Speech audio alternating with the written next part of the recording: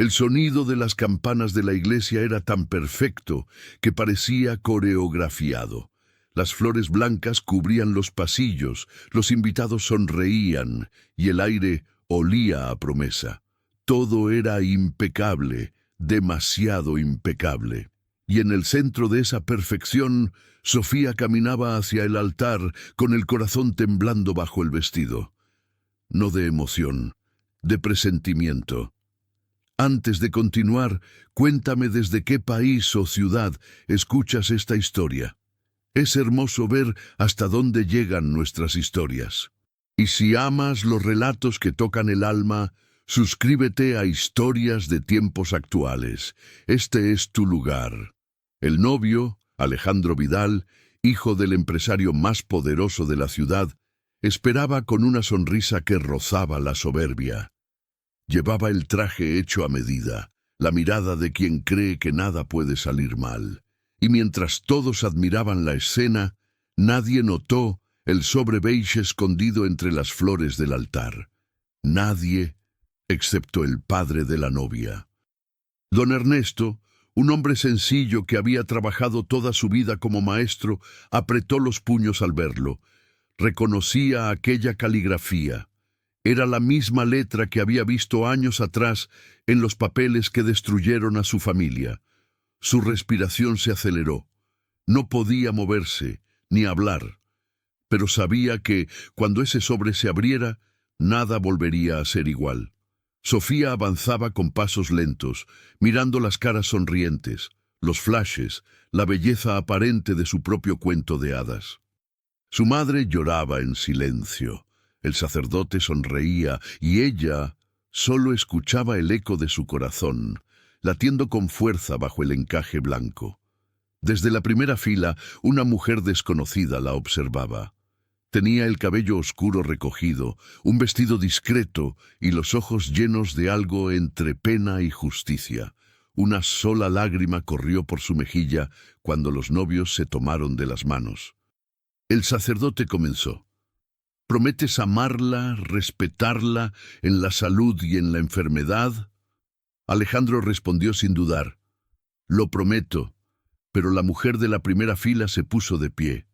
Su voz quebró el silencio. Antes de que digas sí, alguien necesita escuchar la verdad. El murmullo recorrió la iglesia. Los músicos se detuvieron, las cámaras giraron hacia ella. Sofía giró lentamente, confundida, buscando los ojos de su padre.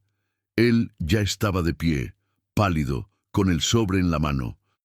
«Hija», dijo con voz temblorosa, «no te cases hasta leer esto». Alejandro dio un paso adelante, intentando sonreír. «¿Qué es esto? ¿Un teatro?» Se rió nervioso. «No es un teatro, hijo», intervino el sacerdote serio. «Si hay algo que deba saberse, este es el momento». El padre abrió el sobre. Dentro, una carta amarillenta, escrita con tinta azul. Las primeras líneas hicieron que la voz se le rompiera. La sostuvo en alto y leyó con esfuerzo. «A quien lea esta carta, quiero que sepa la verdad sobre Alejandro Vidal. No todo lo que brilla en su familia es oro, y no todo lo que calla su pasado es olvido». Un silencio espeso cayó sobre la iglesia. El rostro de Alejandro perdió color. La mujer de la primera fila comenzó a llorar, con el alivio de quien esperó años para ver la justicia llegar. Sofía soltó la mano del novio. Sus dedos temblaban. Los invitados se miraban entre sí, murmurando confundidos. Las flores, el coro, la perfección, todo se desmoronaba. Don Ernesto continuó leyendo, mientras cada palabra caía como una sentencia. «Si estás a punto de casarte con él, mereces saber lo que hizo con la persona que un día juró amar. Merezco que alguien me escuche, aunque ya no esté en este mundo». La carta cayó al suelo. El silencio se convirtió en un rugido de susurros, en el sonido de los teléfonos grabando, en la respiración contenida de una novia que acababa de ver su destino cambiar frente a todos. Sofía miró a Alejandro. Él intentó acercarse, pero ella retrocedió. El brillo en sus ojos ya no era de amor, sino de revelación. El eco de su voz fue apenas un susurro. «¿Qué hiciste, Alejandro? ¿Qué fue lo que hiciste?» Y en ese instante, mientras el viento agitaba las flores del altar y las campanas seguían sonando allá afuera, la boda perfecta se convirtió en un juicio frente a Dios. El eco de la carta seguía flotando en el aire, aun cuando el sacerdote intentó recuperar el control de la ceremonia. Los invitados, que minutos antes sonreían complacidos, ahora evitaban mirarse. La perfección se había roto, como un cristal que nadie se atreve a recoger. Sofía dio un paso atrás. El vestido de encaje se arrastraba sobre el mármol, dejando un rastro blanco entre los pétalos caídos. La respiración le pesaba. El sonido de las campanas, que antes le parecía hermoso, ahora se le clavaba en los oídos como una burla. «Papá, ¿de qué se trata esto?», preguntó con la voz quebrada. Don Ernesto apretó el sobre contra su pecho. No podía hablar. Solo miraba a su hija, recordando todas las veces que le había advertido que la riqueza de los Vidal no era limpia. Pero ella, enamorada, nunca quiso escucharlo. Alejandro, en cambio, avanzó con paso firme, su sonrisa congelada en una máscara de indignación. «Esto es una locura. Alguien está intentando arruinar este día», gritó, buscando apoyo entre los invitados. Nadie respondió. Hasta su madre, doña Catalina Vidal, lo miraba con el rostro tenso, como si temiera algo que no podía decir. El sacerdote carraspeó. «Hijo, si hay algo que deba aclararse, hágalo ahora. Las promesas frente a Dios no se hacen con secretos». El silencio se volvió insoportable. Los fotógrafos dejaron de disparar. La mujer desconocida, la de la primera fila, dio un paso al frente. «Yo escribí esa carta». Un murmullo recorrió el templo. Sofía se volvió hacia ella. «¿Quién es usted?» «Me llamo Isabel Romero», respondió la mujer, «y hace 5 años fui la prometida de Alejandro». Sus palabras cortaron el aire. El rostro del novio se endureció. «Eso es mentira. Isabel no se inmutó.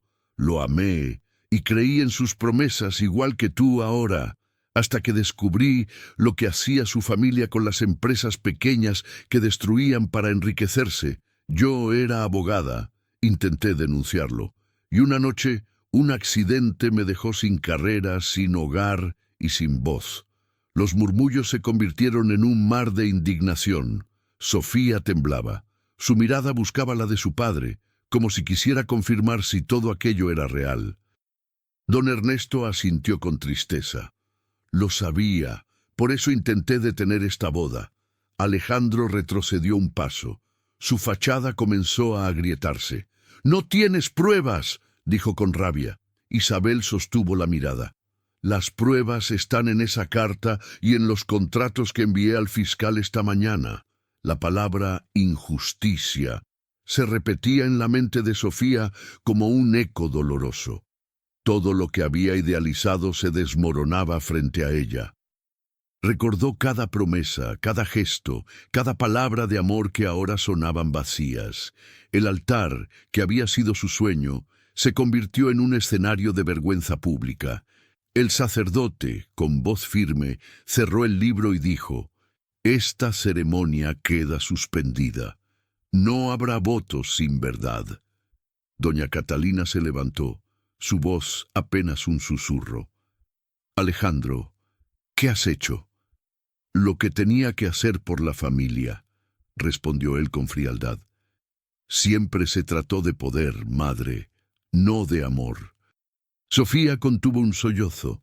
La mujer que amaba a su lado ya no era la misma que la había besado en la puerta de la iglesia, sino un extraño. El público los miraba en silencio, testigos involuntarios de un derrumbe moral. Isabel bajó la mirada, como quien ya cumplió su misión. Sofía se acercó lentamente, deteniéndose frente a ella. «Gracias por decir la verdad». «No lo hice por venganza», susurró Isabel. Lo hice para que nadie más sufra lo mismo. Doña Catalina rompió en llanto. Don Ernesto se acercó a su hija y la abrazó. El sonido del órgano apagado se mezcló con la respiración contenida de todos. Fuera, el cielo comenzó a nublarse, y el primer trueno retumbó como una sentencia divina, porque en aquel lugar, entre flores marchitas y promesas rotas, la injusticia finalmente tenía nombre. El trueno retumbó como un eco del cielo indignado. Dentro de la iglesia nadie se movía. Los invitados, antes orgullosos de pertenecer a una boda de élite, ahora evitaban levantar la vista. Solo se escuchaba el leve golpeteo de la lluvia comenzando a caer contra los vitrales. Alejandro, con el rostro desencajado, dio un paso al frente. «¡Esto no quedará así!», gritó. «Esa carta no prueba nada, solo demuestra que hay personas que no soportan vernos felices». El tono de su voz, entre ira y miedo, hizo que varios asistentes retrocedieran. Pero Sofía no se movió. Lo miraba como si estuviera viendo a un desconocido. «¿De verdad crees que puedes seguir mintiendo?», le preguntó con calma el hada. «No estoy mintiendo», replicó él. «Todo esto es una trampa. Ella», señaló a Isabel, «siempre fue inestable. Todos lo sabían». Isabel cerró los ojos, respirando hondo, como quien ya no teme más al dolor. «Inestable fue tu conciencia, Alejandro. Tú sabías lo que hacían con esas empresas. Sabías que mi denuncia podía destruir tu apellido, y por eso me destruiste primero». Un murmullo se levantó entre los invitados. Los rostros cambiaban de incredulidad a asco, de sorpresa a compasión. Don Ernesto sostuvo a su hija del brazo temiendo que cayera. Pero Sofía se mantuvo firme, con la dignidad que solo tiene quien ya no teme perder. El sacerdote se acercó, intentando poner orden. «Hijo, si lo que esta mujer dice es verdad, estás cometiendo un pecado grave, no solo ante los hombres, sino ante Dios». Alejandro rió con amargura. «¿Dios?», dijo bajando la voz. «Dios no paga las cuentas ni mantiene una empresa a flote. El mundo pertenece a los que tienen poder». Un murmullo de desaprobación recorrió los bancos. La madre del novio, Catalina, se llevó las manos al rostro, avergonzada. «Calla, por favor», le susurró. «No sigas hundiéndote». Pero Alejandro siguió. «Ustedes no entienden nada. Yo nací para esto, para ser alguien. Nadie se hace rico siendo bueno». Sofía lo interrumpió con un tono sereno, pero devastador. «Entonces nunca me amaste. Solo querías mi lealtad, como todos los que manipulas». El golpe fue certero. Alejandro se quedó mudo, sintiendo cómo las miradas lo atravesaban. Intentó acercarse a ella, pero Sofía retrocedió. Sus ojos, llenos de lágrimas contenidas, brillaban con una mezcla de dolor y fuerza. «Me casaría contigo si al menos hubieras tenido el valor de decirme la verdad, pero me mentiste frente a Dios, y eso no tiene perdón». Los invitados comenzaron a levantarse lentamente, abandonando sus asientos. Algunos murmuraban oraciones, otros grababan con sus teléfonos como si la tragedia fuera un espectáculo. El coro infantil, confundido, se quedó en silencio. Alejandro trató de mantener la compostura. «No puedes dejarme así, Sofía. Todo esto es un montaje. Tú sabes lo que siento por ti».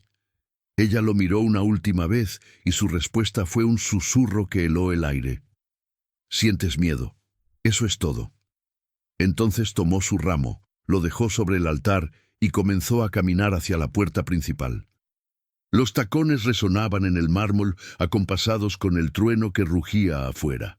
Isabel la siguió con la mirada, comprendiendo que esa era la verdadera justicia, no el castigo, sino la libertad.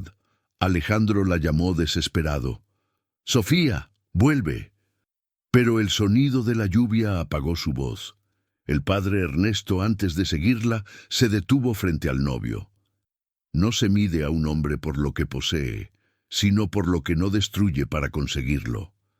Y sin esperar respuesta, se marchó. Cuando la puerta se cerró, el murmullo creció. Catalina se desplomó en el banco con la mirada perdida.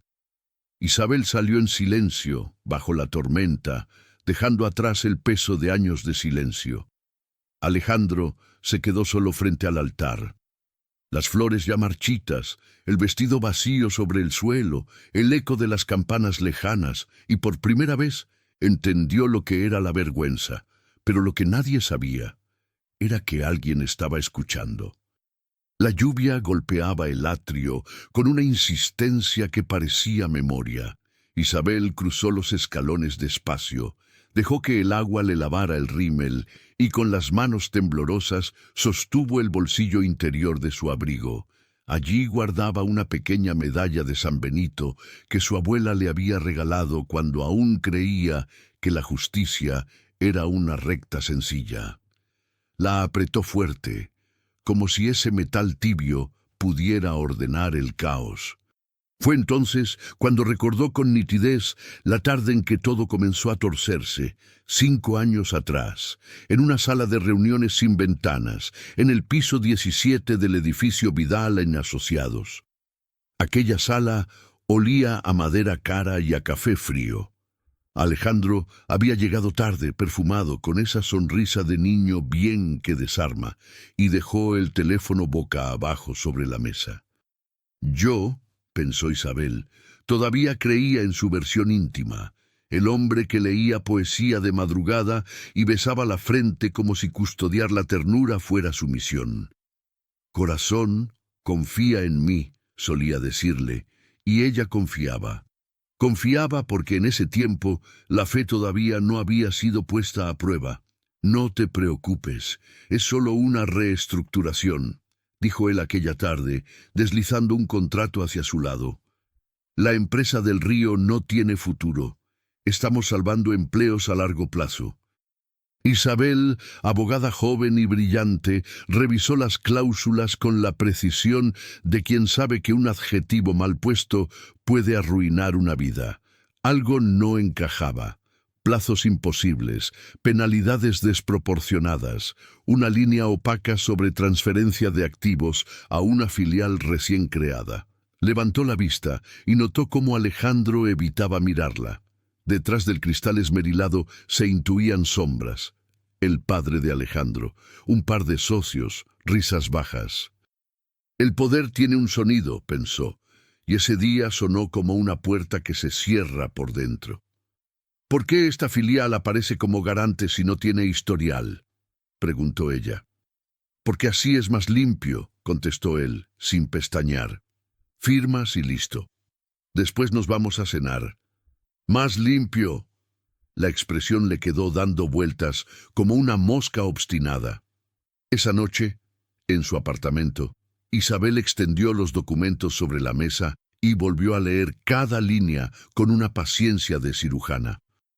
Encontró lo que buscaba, una ruta de papel diseñada para quebrar del río, comprar sus restos a precio de chatarra y transferir sus patentes a la filial fantasma.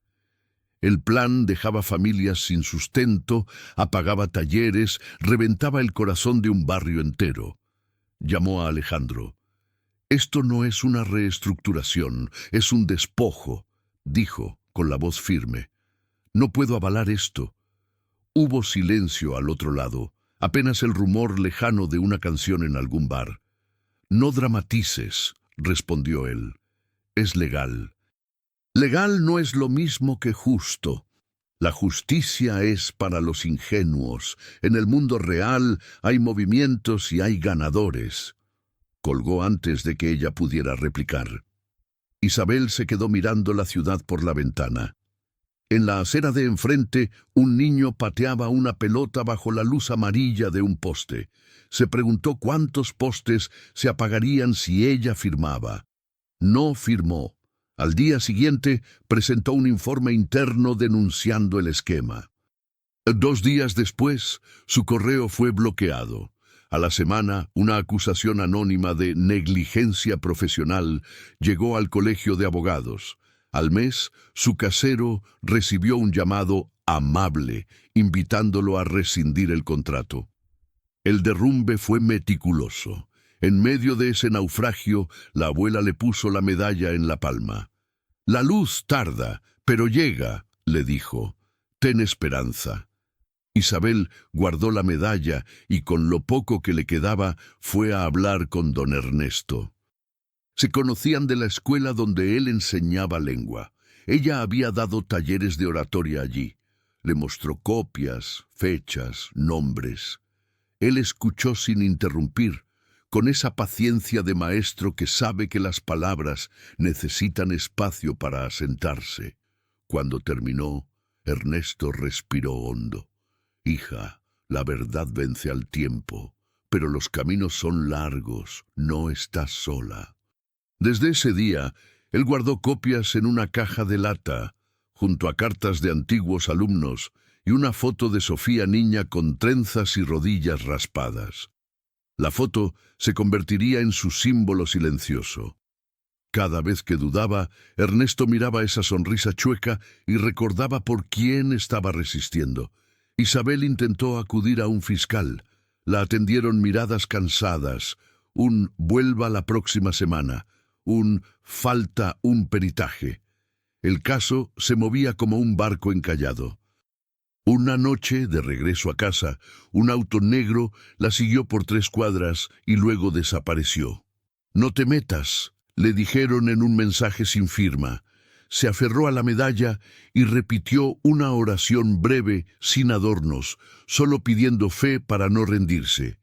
Entonces, un año después, supo del compromiso de Alejandro con Sofía. En las fotos de la revista, él sonreía como si su historia estuviera limpia. Isabel cerró la revista, fue a su escritorio y empezó a escribir despacio. «A quien lea esta carta». No buscaba arruinar una boda, quería impedir una vida de mentiras. Se prometió hablar solo cuando tuviera la certeza de que la verdad no sería enterrada bajo arreglos florales y promesas de mármol. La certeza llegó hace apenas unos días cuando un excontable de la filial Fantasma, cansado de ser un fantasma, le entregó una memoria USB con la contabilidad real y los correos donde Alejandro aprobaba la maniobra. En uno de esos mensajes él escribía: «Asegúrense de que los del Río no tengan liquidez para resistir. Después ofertamos migajas y cerramos». No había metáfora posible. Era una confesión. Isabel volvió a la iglesia del presente. La lluvia seguía, pero ya no dolía. En la puerta vio a Sofía bajo el pórtico, con los brazos cruzados sobre el pecho, intentando no romperse. Se acercó despacio. No dijo: «Perdóname por arruinar tu día», porque en el fondo sabía que se lo había salvado. Le tendió la carta original, ahora húmeda, y la foto de una máquina vieja en el taller de Del Río, el taller que la maniobra había apagado. Sofía la miró largo rato. Después alzó la vista. Sus ojos ya no eran de novia herida, sino de mujer que decide. «Gracias», susurró. «Si esto es verdad, no me casaré con una mentira». «Es verdad», respondió Isabel. «Y hay más. Ya entregué todo a la fiscalía. Esta vez no podrán callarlo». Sofía cerró los dedos alrededor de la carta como si fuera un salvavidas. La lluvia se volvió un murmullo amable.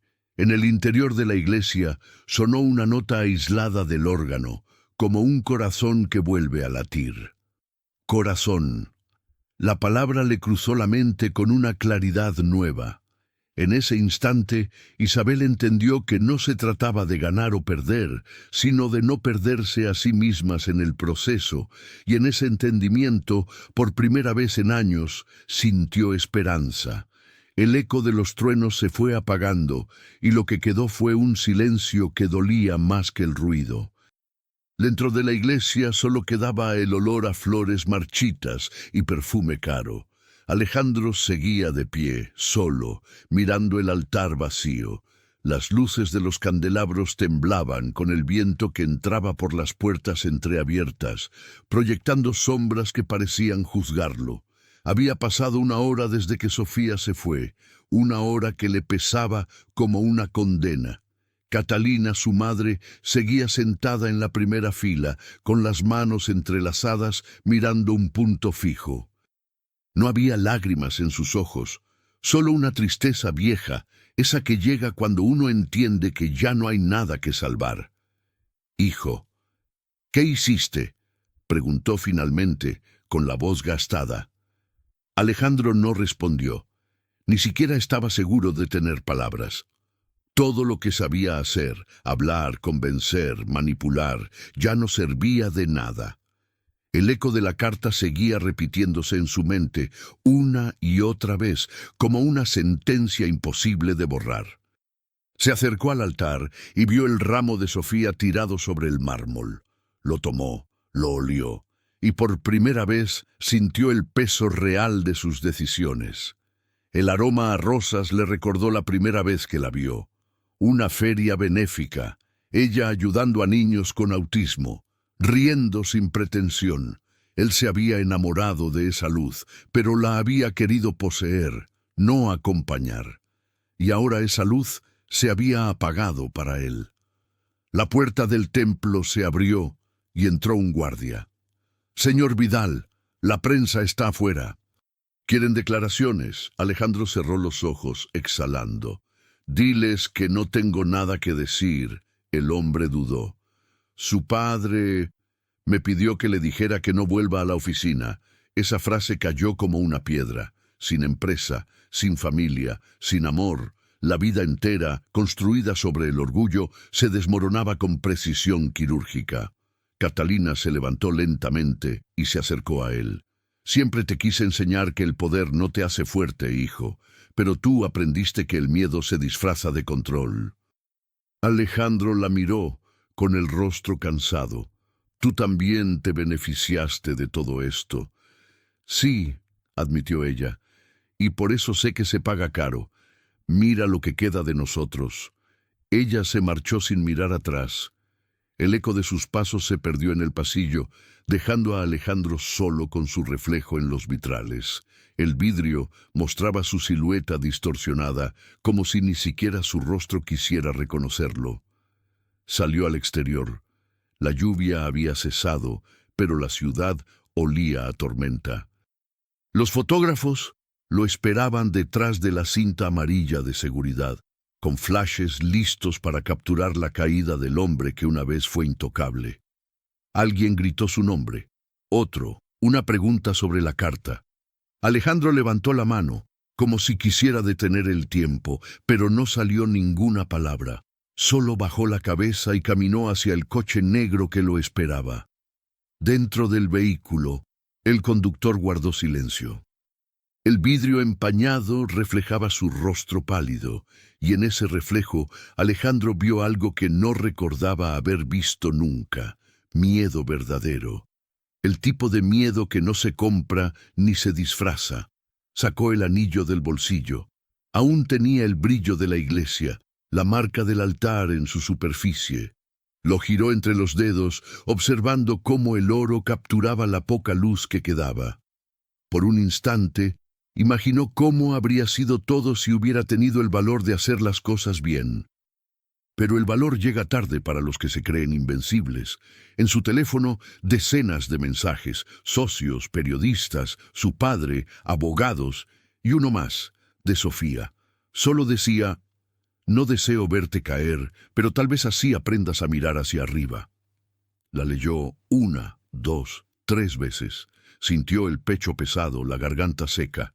Nunca había entendido la diferencia entre perder algo y perderlo todo. Ahora lo sabía. El coche se detuvo frente a su departamento.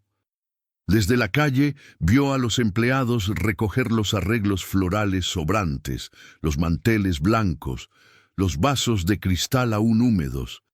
Todo lo que debía ser una celebración era ahora un campo de ruinas. Entró al edificio y subió solo. La puerta se cerró tras él con un sonido hueco, como si la casa misma se vaciara. Encendió la luz, y el brillo estéril del mármol lo cegó. Sobre la mesa, los regalos de boda permanecían intactos. Una vajilla japonesa, un retrato al óleo, una Biblia encuadernada. Abrió la Biblia al azar, sin saber por qué. Sus ojos se posaron en una frase subrayada en azul. El orgullo precede a la caída. Por primera vez en su vida, Alejandro no discutió con las palabras. Las dejó entrar, y en ese silencio comprendió que había perdido mucho más que una boda. Había perdido el derecho a mirarse sin vergüenza. La noche cayó sobre la ciudad con una calma engañosa.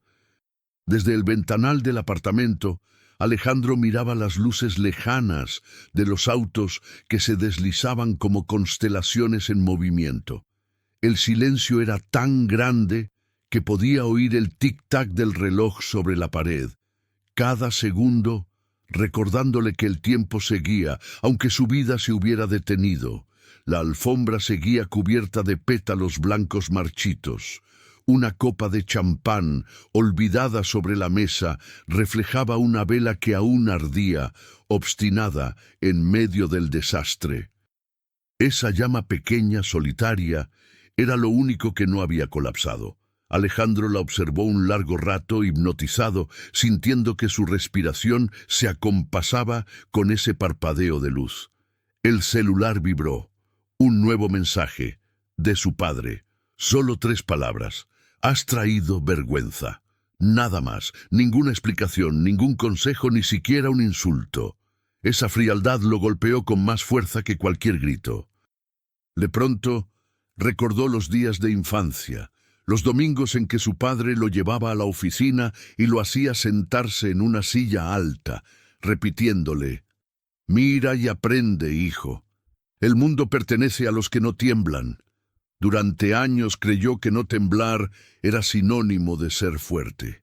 Y fue así como aprendió a callar su conciencia, a disfrazar el miedo de arrogancia, la culpa de estrategia.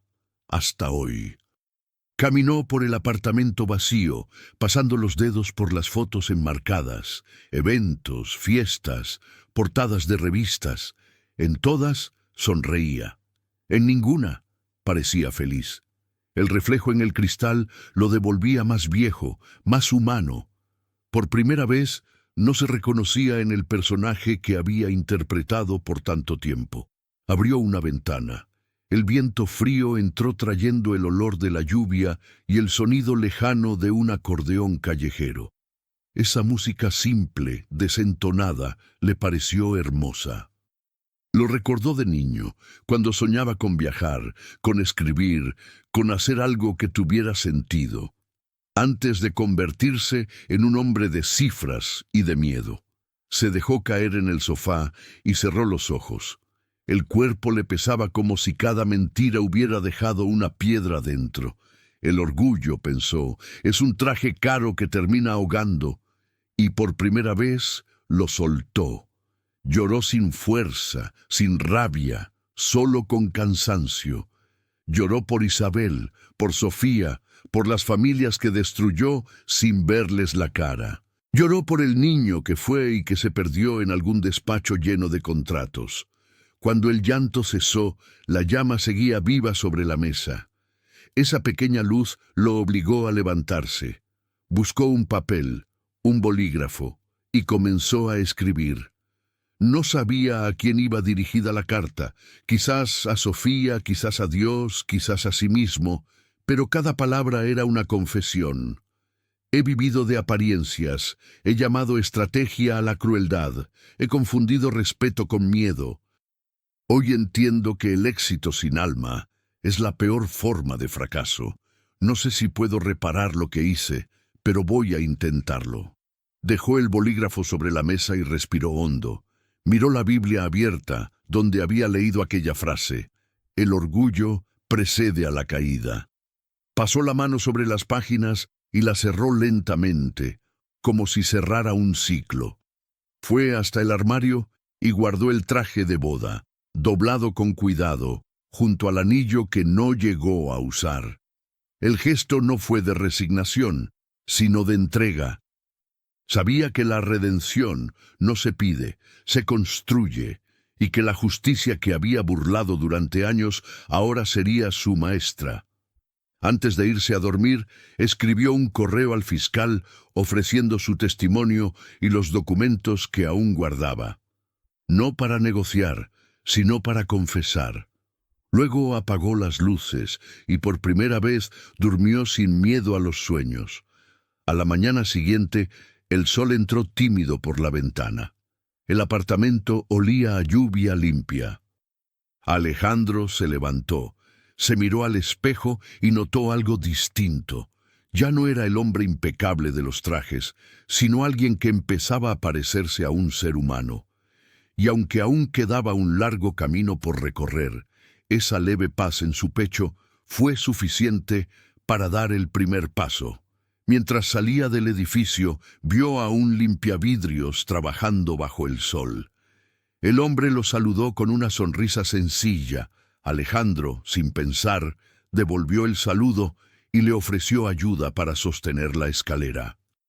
El trabajador lo miró sorprendido, agradecido. Ese gesto mínimo le pareció inmenso. Era la primera vez en mucho tiempo que hacía algo sin esperar nada a cambio. Caminó hacia la calle, respiró hondo y levantó la mirada al cielo. En el horizonte, las nubes se abrían, dejando pasar un rayo de luz. Por un instante pensó en Sofía, en Isabel, en su madre, y entendió que la vida, a veces, destruye para reconstruir. A veces hay que perderlo todo para encontrarse de nuevo. El amanecer llegó sin ceremonias, filtrándose entre los edificios grises del centro. Alejandro caminaba con las manos en los bolsillos y la mirada perdida, un hombre sin dirección en una ciudad que ya no lo reconocía.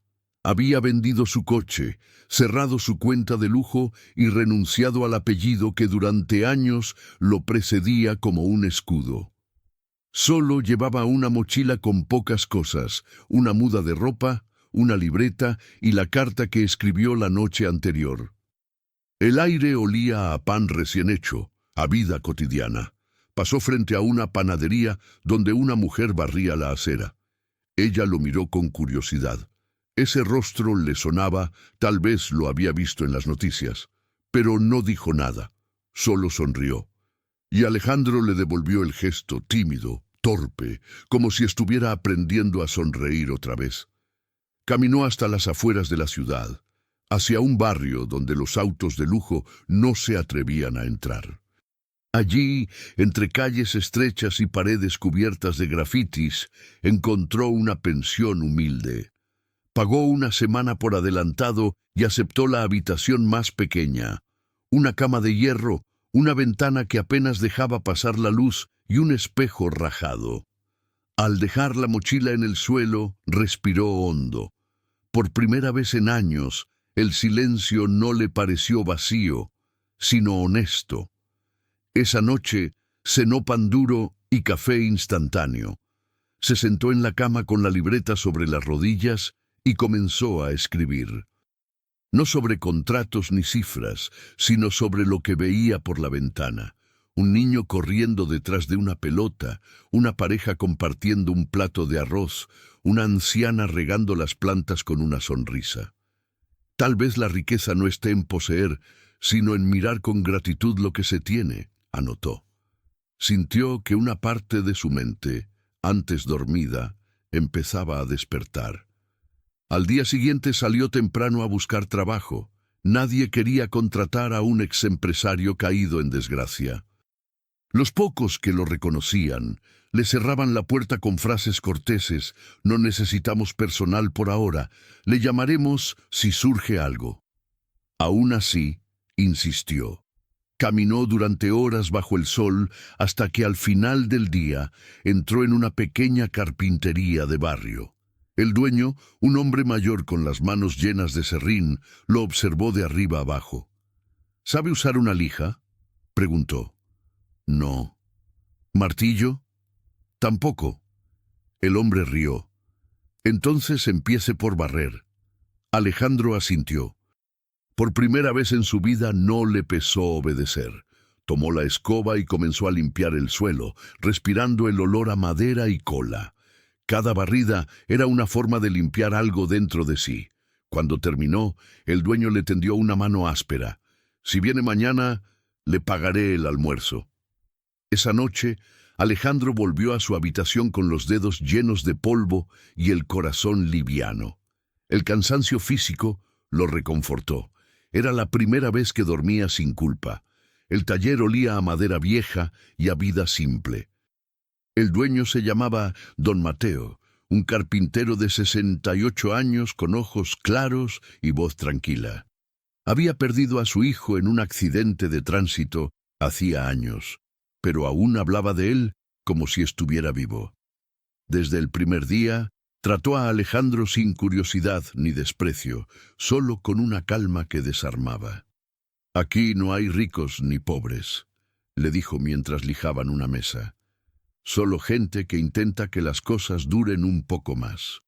Alejandro lo observó trabajar con precisión, cada movimiento medido, sin prisa. Aquel hombre no tenía estudios ni fortuna, pero irradiaba una serenidad que él nunca había conocido. En sus silencios había sabiduría. Durante las pausas, don Mateo le contaba historias del barrio, la viuda que cosía para mantener a sus nietos, el muchacho que tocaba guitarra en el mercado, el perro callejero que todos alimentaban. Historias pequeñas, sin héroes ni villanos, pero llenas de sentido. Y Alejandro comenzó a escucharlas con hambre. Un día, mientras almorzaban, don Mateo le preguntó: «¿Por qué un hombre como usted vino a parar aquí?» Alejandro bajó la mirada. «Porque confundí éxito con valor, y cuando se me cayó el disfraz, no supe quién era». El carpintero sonrió con ternura. «Entonces está en el lugar correcto. Aquí nadie lleva máscaras, solo cicatrices». Esa frase quedó grabada en su mente. Por la tarde, mientras lijaba un viejo banco, Alejandro pensó en Sofía. Se preguntó si estaría bien, si lo odiaría. No sabía cómo pedir perdón, pero sabía que si alguna vez lo hacía, no sería con palabras, sería con actos. Esa noche, antes de dormir, escribió en su libreta una sola frase: «La esperanza no se pierde, se reconstruye con las manos». Pasaron las semanas. La vida en el taller siguió un ritmo humilde, medido por el sonido de los martillos y el polvo de la madera flotando bajo la luz del mediodía. Alejandro llegaba siempre primero y se iba de los últimos. Ya no llevaba relojes caros ni perfumes importados. Sus manos, antes suaves, ahora tenían cortes y callos. Pero en cada herida había algo que no dolía: significado. Don Mateo lo observaba sin decir mucho. A veces, mientras tomaban café, hablaba de la paciencia como si fuera un arte perdido. «La madera enseña lo que la vida olvida», le decía. «Si la fuerzas, se rompe. Pero si la entiendes, cede». Alejandro sonreía. Aprendía más en ese taller que en todos sus años de universidad. Un día, Mateo lo dejó intentar ensamblar una silla. El resultado fue torpe, desnivelado, casi cómico. «No sirve ni para sostener un gato», rió el viejo. «Entonces mañana haré otra». «Eso quería oír», contestó el carpintero, y así lo hizo. Durante días, repitió la tarea hasta lograr que las piezas encajaran, hasta que la silla se sostuvo sola, firme y sencilla. Cuando la terminó, Mateo lo aplaudió despacio. «Eso es paciencia». Y humildad. Esa noche, Alejandro regresó a la pensión con la silla sobre los hombros. La dejó frente a su cama y se sentó en ella como si fuera un trono. No era de caoba ni tenía tallados dorados, pero era suya, y eso bastaba. Poco a poco comenzó a ayudar a los vecinos. Reparaba puertas, arreglaba cerraduras, lijaba ventanas. No cobraba nada, solo escuchaba historias, tomaba mate o café y agradecía. Su nombre dejó de ser el empresario caído para convertirse en El muchacho del taller. Y por primera vez ese título le sonó correcto. Una tarde, mientras regresaba del taller, Alejandro vio un automóvil estacionado frente a la pensión. Reconoció al instante el logotipo de su antigua empresa. Un hombre trajeado bajó del vehículo y se le acercó. «Señor Vidal, su padre quiere hablar con usted». El corazón le dio un vuelco. No lo veía desde el escándalo. Aceptó la invitación con cautela. El coche lo llevó hasta una oficina en el centro, el mismo despacho donde alguna vez creyó ser invencible.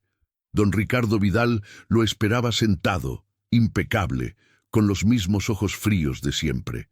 Sobre el escritorio, una carpeta. «Hay una oportunidad de redimirse», dijo sin rodeos. «Una licitación. Si aceptas firmar bajo mi nombre, recuperarás tu puesto y limpiarás el apellido». Alejandro sintió una mezcla de nostalgia y náusea.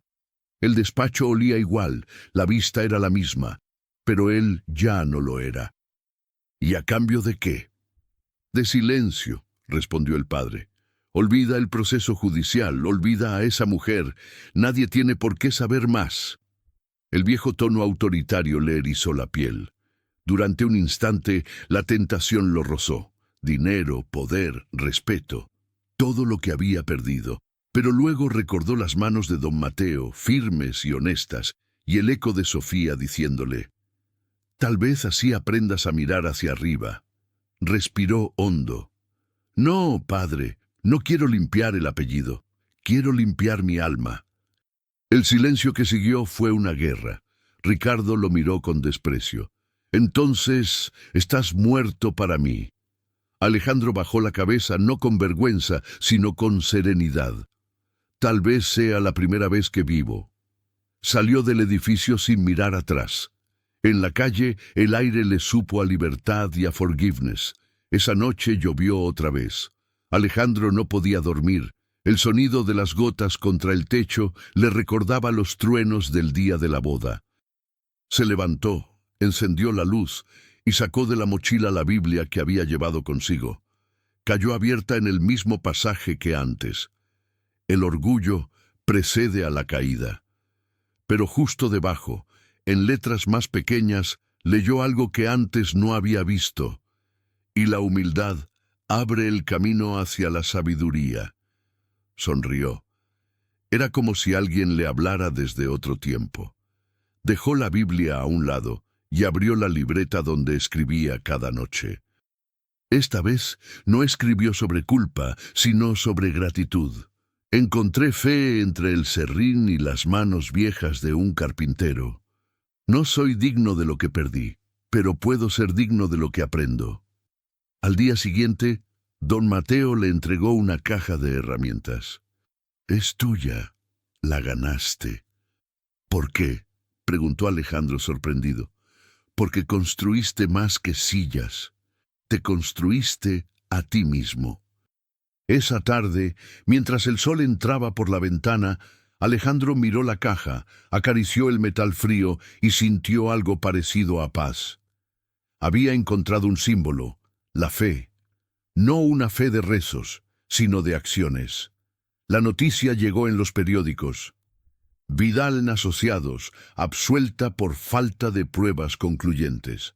El fiscal había archivado parte del caso. Isabel no aparecía en los medios. Sofía, según rumores, había dejado la ciudad. Alejandro leyó el titular con un nudo en la garganta.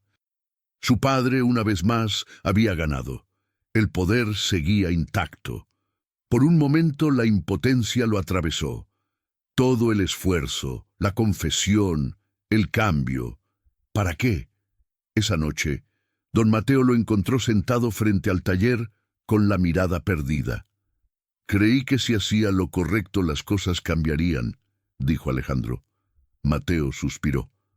«Las cosas cambian, hijo, pero no siempre afuera, primero adentro». Guardaron silencio. El viejo encendió un cigarrillo y miró al cielo. La justicia del hombre llega tarde, pero la del alma nunca falla. Alejandro asintió. No sabía si creía en milagros, pero sí creía en la coherencia.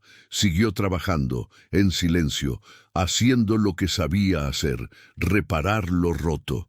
Y sin darse cuenta, cada mesa, cada puerta que arreglaba, era una manera de sanar el mundo que había dañado. Una tarde, mientras limpiaba el taller, don Mateo le entregó un sobre. «Vino una carta para ti, el remitente, Sofía Morales». Alejandro se quedó paralizado. Sus dedos temblaban al abrirla. Dentro, una hoja escrita con tinta azul. «Supe que testificaste. No buscaba verte caer, sino verte cambiar. Mi padre te perdonó antes de morir. Yo aún estoy aprendiendo a hacerlo. Si algún día sientes que tu camino es honesto, regresa al lugar donde todo comenzó». No había firma, solo una rosa seca. Alejandro la sostuvo entre los dedos. La fragilidad de esos pétalos le recordó lo efímero del orgullo. Mantuvo la carta junto al pecho y sintió un calor suave, una mezcla de nostalgia y gratitud. Esa noche no durmió. Al amanecer, empacó su mochila, dejó la llave del taller sobre la mesa y abrazó a don Mateo. «Gracias por todo». «No me agradezcas a mí», respondió el viejo. «Agradece al tiempo, que todavía te da oportunidad». Salió caminando por la calle polvorienta rumbo a la estación. No sabía si Sofía querría verlo, pero sabía que debía regresar. No por ella, por sí mismo. Porque la redención no se completa lejos del origen del dolor. El tren partió con un silbido largo y melancólico. El sol iluminaba los rieles como una promesa, y mientras el paisaje cambiaba, Alejandro cerró los ojos y sonrió por primera vez sin miedo. Mañana volvería al lugar donde todo comenzó. El tren se detuvo al amanecer. La estación era la misma, pero Alejandro no. Caminó por las calles de su antigua ciudad con paso tranquilo, observando los rostros, los mercados, los niños en bicicleta. Nada había cambiado, y sin embargo, todo se veía distinto. El aire olía a pasado, pero también a posibilidad. Llevaba ropa sencilla, la mochila al hombro y la carta de Sofía guardada cerca del corazón. Cada paso era un recordatorio del camino recorrido. No había venido a reclamar nada, había venido a rendir cuentas. Frente al edificio de Vidal & Asociados, se detuvo. El logo seguía brillando en letras doradas, arrogantes. Recordó las veces que entró allí creyéndose un dios. Ahora subía esas mismas escaleras como un hombre. En la recepción, una secretaria joven lo miró sorprendida. «¿Señor Vidal?» «Solo Alejandro», respondió con calma. «Su padre no está recibiendo visitas». «No vengo a verlo, vengo a entregar esto». Dejó un sobre el mostrador. Dentro, una copia firmada de su testimonio y una carta dirigida al consejo directivo. «Dígales que ya no me deben nada, ni yo a ellos». Mientras salía, un empleado lo reconoció y murmuró algo entre risas. Alejandro lo miró con serenidad. Ya no necesitaba defenderse. El silencio era su respuesta. Fuera, la ciudad comenzaba su rutina. Los autos sonaban, los vendedores ofrecían pan, y por un instante sintió gratitud. Había vuelto al epicentro de su ruina, para comprobar que ya no le pertenecía. La casa familiar seguía igual, enorme, silenciosa, llena de retratos de gente seria que nunca sonreía. Catalina abrió la puerta y lo miró con lágrimas contenidas. «Sabía que volverías», dijo. Tenía que hacerlo. Lo abrazó sin decir más. En su gesto no había reproche, solo alivio. «Tu padre está en el despacho, pero no esperes comprensión». Alejandro asintió. Entró al estudio y encontró a Ricardo Vidal de espaldas, mirando por la ventana. «¿Vienes por venganza?», preguntó el padre, sin girarse. «No, vengo por verdad». Ricardo rió con amargura. La verdad es un lujo que solo pueden permitirse los ingenuos. No, es un deber que los hombres deberían pagar, aunque les cueste todo. El padre se volvió. Sus ojos, antes duros, ahora revelaban cansancio. Arruinaste el apellido, el negocio, la reputación. No, padre, me arruiné a mí mismo intentando proteger todo eso. Hubo un largo silencio. Ricardo se acercó, lo observó de cerca. Creí que eras como yo, y por eso perdí tanto, pero ya no quiero ser como tú.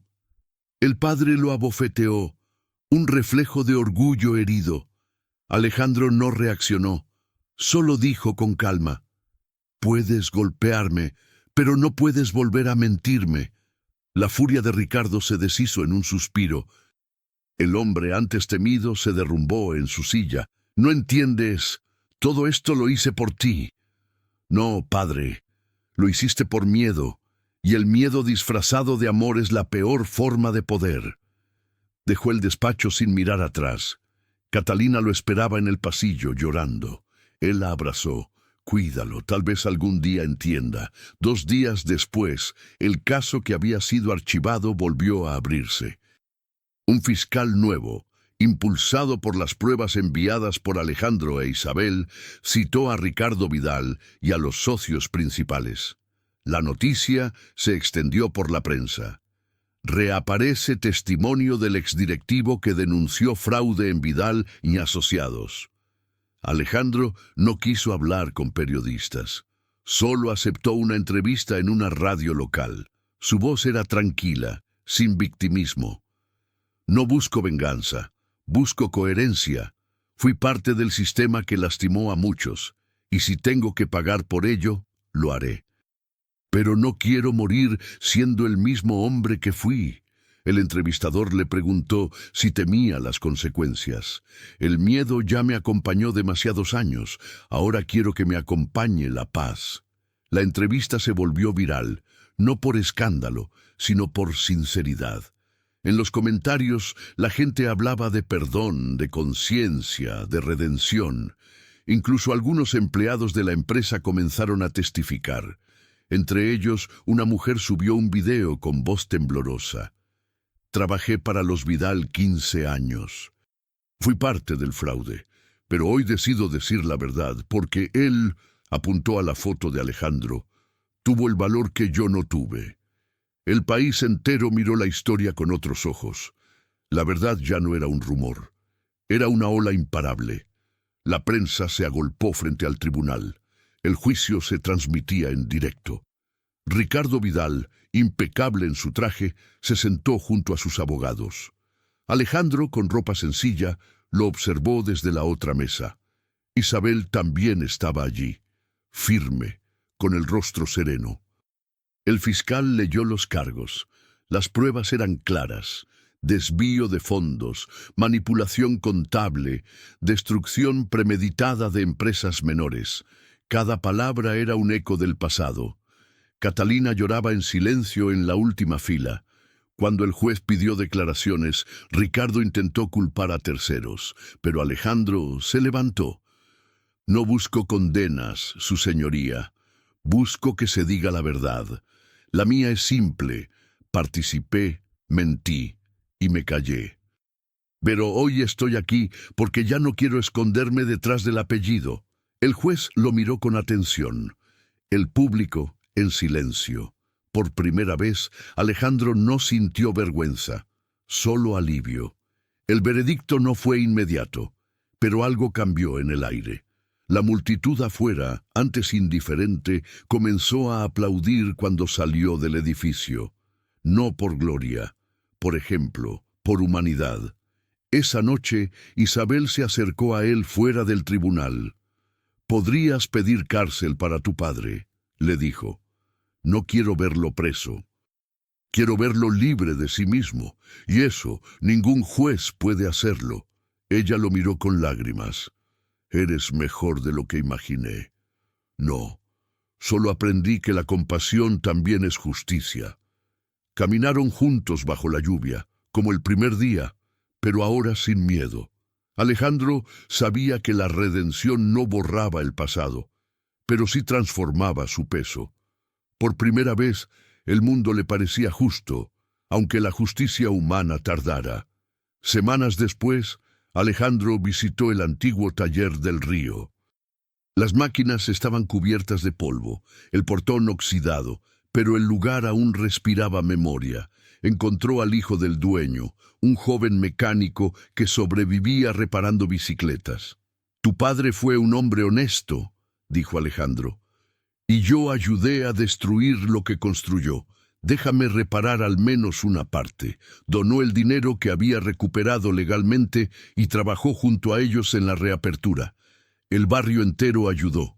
En 3 meses, el taller volvió a funcionar. El sonido de las herramientas volvió a llenar el aire.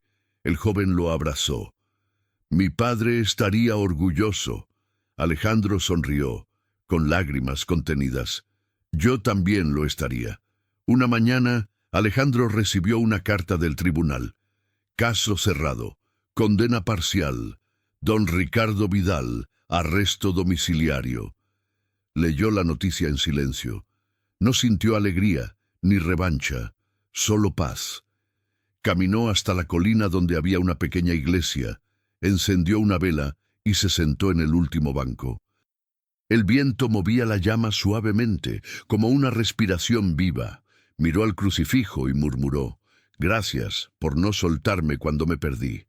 Afuera, el sol caía sobre la ciudad. Sofía apareció en la puerta. No vestía de blanco, sino de azul, y su mirada ya no tenía rencor. «No vine a juzgarte», dijo. «Vine a cerrar el círculo». Él asintió, con el alma tranquila. «Lo sé, y gracias». Ella se acercó, le tocó la mano y sonrió apenas. «Porque el verdadero poder es no perder el alma cuando se gana». Alejandro cerró los ojos. Esa frase era la absolución que no esperaba, el final que no pedía, pero merecía. La campana de la iglesia sonó 3 veces. El viento trajo olor a madera y a pan. La vida seguía. Y por primera vez, él también. Habían pasado 6 meses desde el juicio. El barrio, antes silencioso, ahora respiraba trabajo. El nuevo taller del río funcionaba cada día con más fuerza, y Alejandro, lejos del lujo y de los trajes, vestía siempre el mismo delantal de tela y las manos cubiertas de aserrín. Cada mañana saludaba a los vecinos por su nombre. Le gustaba el sonido de la rutina, el silbido del tren, el grito de los niños camino a la escuela, el olor a pan tostado que salía del café de la esquina. La vida ya no era un escenario de poder, sino un conjunto de gestos simples. Y en esa sencillez, Alejandro había encontrado su lugar. Don Mateo lo visitaba de vez en cuando. «Nunca imaginé verte tan tranquilo», le decía. «Yo tampoco», respondía él sonriendo. «Pero ahora entiendo que la paz no se conquista, se cuida». En la pared del taller había una foto vieja. Sofía, Isabel, don Ernesto y el antiguo dueño de Del Río. Alejandro la miraba cada día antes de comenzar a trabajar, como un recordatorio de que la reparación más difícil no era la de las máquinas, sino la del alma. Una tarde, un grupo de jóvenes del barrio le pidió que diera charlas sobre ética y trabajo. Él se rió al principio, pero aceptó. Les habló sin discursos, solo con historias. «No tengan miedo de caer», les dijo, «pero no se acostumbren a arrodillarse». Un domingo de otoño, mientras barría la entrada del taller, Alejandro vio a una mujer acercarse con paso lento. El corazón le dio un salto. Sofía. Llevaba un abrigo claro y un libro en la mano. Había cambiado. Su mirada tenía la serenidad de quien aprendió a perdonar sin olvidar. «Te vi en las noticias hace unas semanas», dijo con voz suave. «Hablabas sobre segundas oportunidades». «Sí», respondió él. «Descubrí que el tiempo también puede ser un maestro si uno escucha». Caminaron juntos hasta el banco de madera frente al taller. El silencio no era incómodo, era necesario. Sofía lo observó. Ya no eres el hombre que conocí, y tú ya no eres la mujer que soñaba conmigo, dijo, con una sonrisa triste. No, ahora sueño con que nadie más tenga que pasar por lo mismo. Sacó el libro y lo dejó sobre sus manos. Era una edición antigua del Eclesiastés. Dentro, una nota escrita con su letra. Todo tiene su tiempo, y todo lo que se quiere debajo del cielo tiene su hora. Mi padre solía leerme esto cuando era niña, dijo. Creo que entendería lo que hiciste. Alejandro la miró con gratitud. Ojalá pueda algún día merecer ese entendimiento. Ella se levantó, le dio un abrazo breve, sincero. Ya lo haces. El perdón no se pide, se demuestra. Cuando Sofía se alejó, el viento movió las hojas y el sol se filtró entre los árboles, dorando el aire. El pasado no dolía, solo enseñaba. Esa noche, Alejandro no pudo dormir. Pensaba en su padre. Sabía que estaba bajo arresto domiciliario, enfermo, solo. Al amanecer tomó el tren y viajó hasta la vieja casa familiar. Catalina lo recibió con los ojos cansados. Tu padre te espera en el jardín. Ricardo estaba sentado en una silla de ruedas, cubierto con una manta. La soberbia había desaparecido. En su lugar quedaba un hombre roto por el tiempo. «Viniste», murmuró. «Sí. Pensé que no querrías verme más». «Durante mucho tiempo no quise verme ni a mí mismo», respondió Alejandro. «Pero aprendí que el rencor también es una cárcel». Ricardo levantó la mirada, con lágrimas contenidas. «Hice daño. No solo a otros, sino a ti. Pensé que te estaba enseñando a ser fuerte. Me enseñaste algo más importante», dijo Alejandro, «que el poder sin alma destruye y que aún a tiempo se puede elegir distinto». El viejo extendió una mano temblorosa. Alejandro la tomó sin dudar. Ese gesto, sencillo y humano, valía más que cualquier perdón pronunciado. Mientras el sol caía sobre el jardín, ambos permanecieron en silencio. Por primera vez, no había juez, ni culpa, ni pasado. Solo paz. Semanas después, Alejandro fue invitado a dar una charla en una universidad. Subió al escenario sin traje ni títulos, solo con una caja de herramientas en la mano. El auditorio estaba lleno de jóvenes expectantes. «Podría contarles cómo se gana dinero», comenzó, «pero prefiero contarles cómo no perderse». Habló de su caída, de don Mateo, de Sofía, de Isabel, de la importancia de la honestidad incluso cuando nadie mira. Mostró la vieja medalla de San Benito y dijo: «La humildad no es debilidad, es fuerza con gracia». Al terminar, los estudiantes se levantaron para aplaudir. Él bajó del escenario con una sonrisa tranquila, sabiendo que esa ovación no era para su nombre, sino para la historia que todos llevamos dentro, la de equivocarnos y volver a empezar. Pasaron los años. El taller se transformó en una cooperativa donde jóvenes del barrio aprendían oficios. Alejandro ya tenía canas y arrugas nuevas, pero sus ojos conservaban la luz serena de quien hizo las paces con el mundo. En una pared colgaba un letrero tallado en madera. Donde hubo soberbia floreció el trabajo, donde hubo culpa nació la esperanza. Cada mañana, antes de abrir, encendía una pequeña vela bajo esa frase y murmuraba: «Gracias por el segundo comienzo». Sofía dirigía una fundación para víctimas de fraudes empresariales. Isabel enseñaba ética legal en la universidad. A veces se reunían los tres para cenar y reírse del destino. La vida, pensaban, tiene maneras curiosas de enseñar justicia. Una tarde, al cerrar el taller, Alejandro caminó hasta la colina detrás del pueblo. El sol bajaba lento, tiñendo de oro los techos y los árboles. Sacó de su bolsillo la medalla de San Benito y la sostuvo contra el pecho. Recordó todo: el altar, la caída, la silla mal hecha, el perdón, la paz. Miró al cielo y sonrió. Gracias por no rendirte conmigo. Una brisa cálida le acarició el rostro, moviendo las hojas. A lo lejos, el sonido de una guitarra acompañaba el murmullo de la tarde. La luz del atardecer envolvía el valle con un resplandor casi divino. Cerró los ojos y respiró. Ya no había deuda, ni culpa, ni miedo, solo gratitud. La bondad es la verdadera riqueza, pensó, y con esa certeza dio media vuelta y comenzó a descender la colina, mientras las campanas del pueblo anunciaban el final del día. No era un final, era el comienzo de su paz.